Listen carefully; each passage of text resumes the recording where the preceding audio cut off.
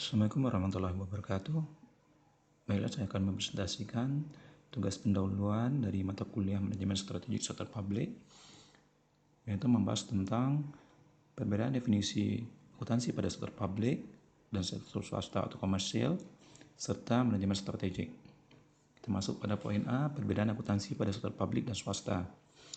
Akuntansi dan laporan keuangan mengandung pengertian sebagai suatu proses pengumpulan, pengolahan, dan pengkomunikasian informasi yang bermanfaat untuk pembuatan keputusan dan untuk menilai kinerja organisasi, baik itu untuk organisasi sektor publik atau pemerintahan, apalagi untuk organisasi komersial atau swasta yang bertujuan untuk mencari keuntungan. Namun, walaupun tujuan yang sama, terdapat perbedaan definisi dari laporan keuangan atau proses akuntansi pada sektor pemerintahan atau sektor publik dengan laporan keuangan sektor swasta.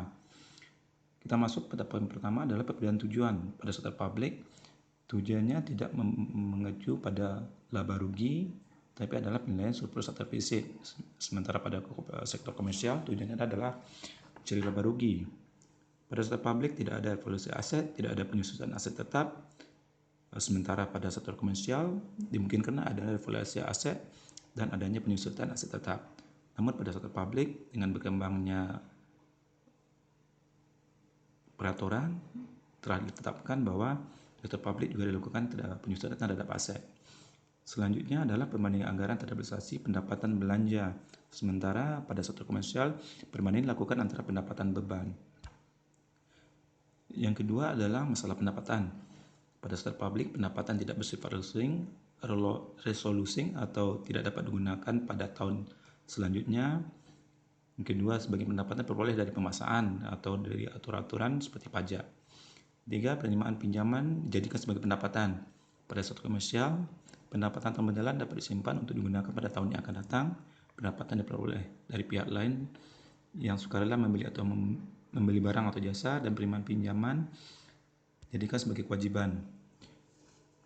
Selanjutnya adalah masalah beban. Ini ada beberapa istilah yang berbeda antara sektor komersial dan sektor publik. Selanjutnya adalah masalah penganggaran.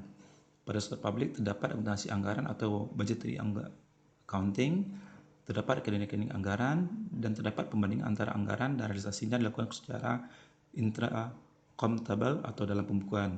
Pada sektor komersial tidak terdapat akuntansi anggaran atau budgetary accounting, tidak terdapat rekening-rekening anggaran. Pembandingan antara anggaran dan realisasinya dilakukan di luar pembukuan. Selanjutnya, aspek medan kelima adalah masalah kepemilikan. Pada sektor publik tidak terdapat tanda kepemilikan.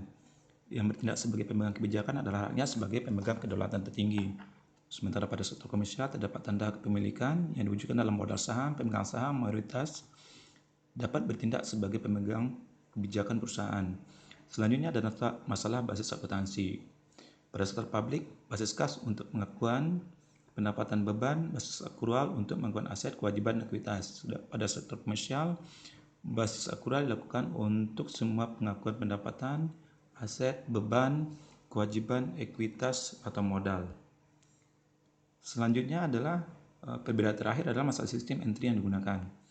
Pada sektor publik, paralel antara sistem entry, single entry, dan double entry. Sementara pada sektor komersial hanya berlaku sistem double entry. Selanjutnya, manajemen strategik. Menurut Arnold C. Hug dan Nicholas C. Majlub dalam bukunya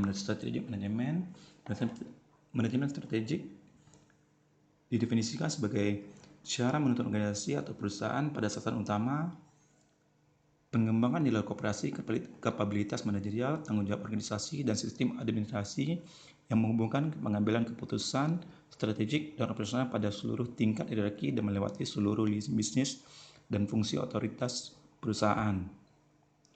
Hai Ansaf dalam bukunya dalam Mutabarak dan Husaini 2006 dalam bukunya Implementing Strategic Management mendefinisikan manajemen strategis sebagai suatu proses manajemen hubungan antar perusahaan dengan lingkungan sendiri, terdiri dari perencanaan strategis, perencanaan kapabilitas, dan manajemen perubahan. Demikianlah presentasi saya. Sekian, terima kasih. Assalamualaikum warahmatullahi wabarakatuh.